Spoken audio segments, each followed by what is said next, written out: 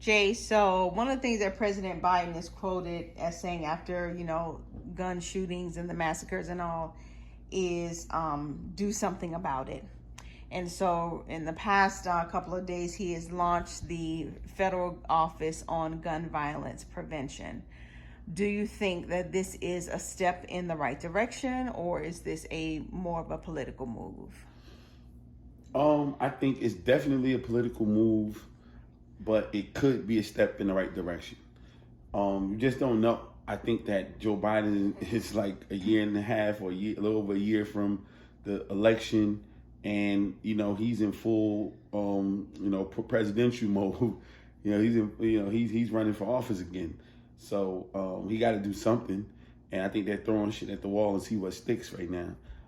I think that's a good throw. You know what I mean? Like, it's definitely a hot button topic. His base really cares about that more than his opponent's base.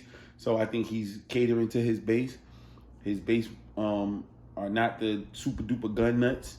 So we'll see what if it's a good idea or if something happens out of it. But the conversation definitely has to start, and it has to be something.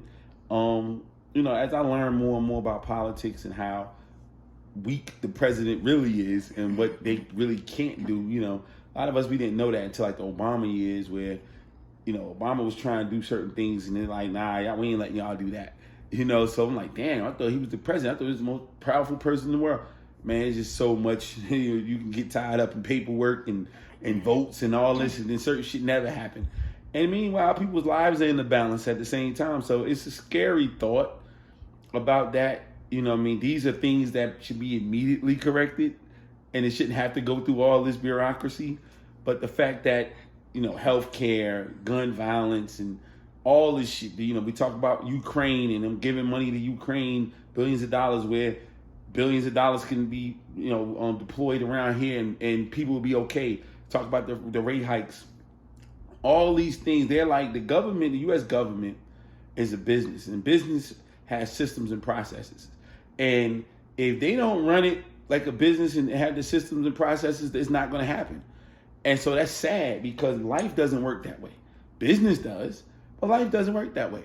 So somebody's dying, things is happening, and it's like, if that's not in the budget right now, if that's not on the docket right now, then we're not going to deal with that until it come up on the docket.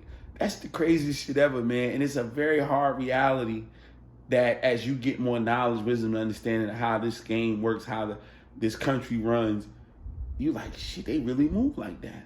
So in the midst of a year, 2 years, or however long before something happens, more people die. More people go hungry. More people get sick. More things happen. And we think that it's supposed to be a response from a human nature's perspective, but it's not. It's a systematic perspective, and you watch it play out in front of your eyes, and it's heartbreaking. So this thing is another thing. Hey, let's see if we can put this into the system. See if we can get this into next fiscal year.